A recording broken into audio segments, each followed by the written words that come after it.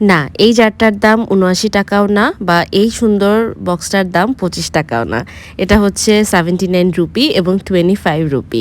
যদিও রুপির সাথে টাকার পার্থক্য অত বেশি না, তারপর আজকাল একটু বেড়ে গিয়েছে যদিও। এটা হচ্ছে আমার লাস্ট ইয়ার ব্যাঙ্গালোরের একটা ভিডিও।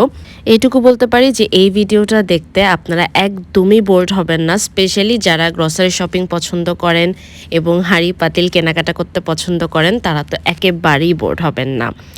তো লাস্ট ইয়ার আমি যখন ব্যাঙ্গালোরে ছিলাম, তখন আমাদের কাজের পাশাপাশি আমি আর আমার বড় বোন হচ্ছে এরকম সুপার শপে গিয়েছিলাম, যেটার নাম ভিমার্ট ছিল খুব সম্ভবত, আমি ভুলও হতে পারি কারণ বেশ অনেক দিন আগের কথা। আর 5 জনের মতো আমি আর আমার বড় বোন এরকম ঘুরে ঘুরে কেনাকাটা করতে, স্পেশালি গ্রসারি শপিং করতে বা হাঁড়ি পাতিল কেনাকাটা করতে খুবই পছন্দ করি। এবং এই ধরনের শপিংয়ে কেনাকাটার থেকেও ইন্টারেস্টিং ব্যাপারটা হচ্ছে ঘোরাঘুরি। আর যেহেতু বাংলাদেশে মোটামুটি সব কিছুরই একটু দাম বেশি, আর এখানে তুলনামূলক কিছুটা দাম কম, তাই আরও বেশি মজা লাগে। হাজার রকমের প্রোডাক্টস ছিল যেগুলো ঘুরে ঘুরে দেখতে তো ভীষণ ভালো লাগছিল।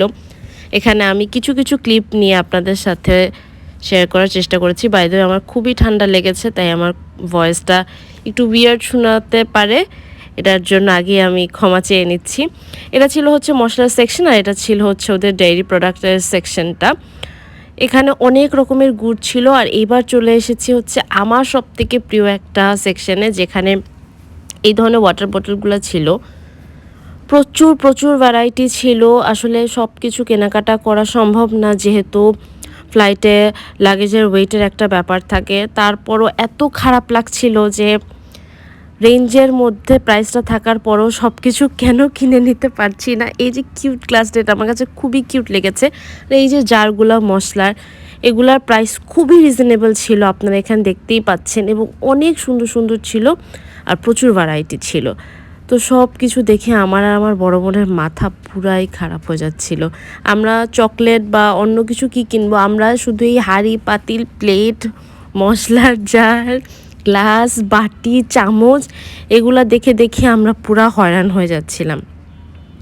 তারপরও যতটুকু যা পেরেছি, এই যে এই বোতলটা, এটা এত কিউট ছিল, আর এইটা আমার খুবই মনে হয়েছিল যে আমি একটা নেই, তারপর কি মনে করে নেইনি, কারণ এগুলো অনেক বেশি ওয়েট ছিল। এইদিকে বাচ্চাদের খেলনা ছিল, তো স্বর্ণদ্বীপের জন্য আমার বোন কয়েকটা খেলনা নিয়ে গেছে, কারণ আমার বোন যেখানেই যাবে সেখানে যদি কোনোভাবে খেলনা দেখতে পায়, তাহলে স্বর্ণদ্বীপের জন্য তাইটা নিতেই হবে। আমি এই ধরনের কেনাকাটার ব্লগ দেখতে খুবই পছন্দ করি। আমার কাছে মানে যাই না, আমার দেখতে কী রকম ভাল লাগে। সেইখান থেকে চিন্তা করলাম যে তাহলে আমিও যখন এরকম কেনাকাটা করতে এসেছি, তাহলে আপনাদের সাথে একটুখানি শেয়ার করি। এইদিকে ছিল হচ্ছে এই জিনিসগুলো। এই যে গ্লাসটা দেখতে পাচ্ছেন, এটা অনেক বেশি সুন্দর ছিল।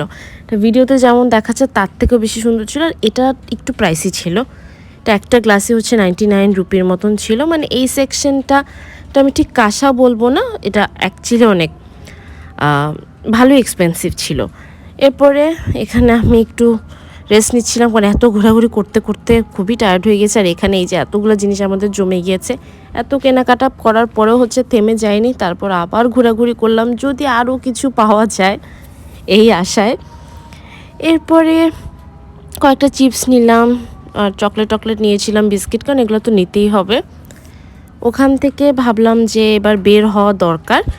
খুবই ক্ষুধা লেগে গিয়েছিল আমাদের দুইজনেরই, কিন্তু পরে আবার স্বর্ণদ্বীপের জন্য আমার বোন কিছু চকলেট পিক করলো, এবং এই চকলেটের প্যাকেটগুলো দেখলে তো মনে হয় যে সব চকলেটস নিয়ে নেই, কারণ প্রাইসগুলো খুবই রিজনেবল।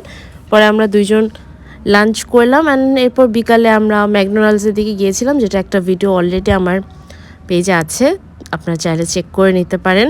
অ্যান্ড ভিডিওটা ভালো লাগলে অবশ্যই একটা ফলো দিয়ে দিবেন। Thanks for watching.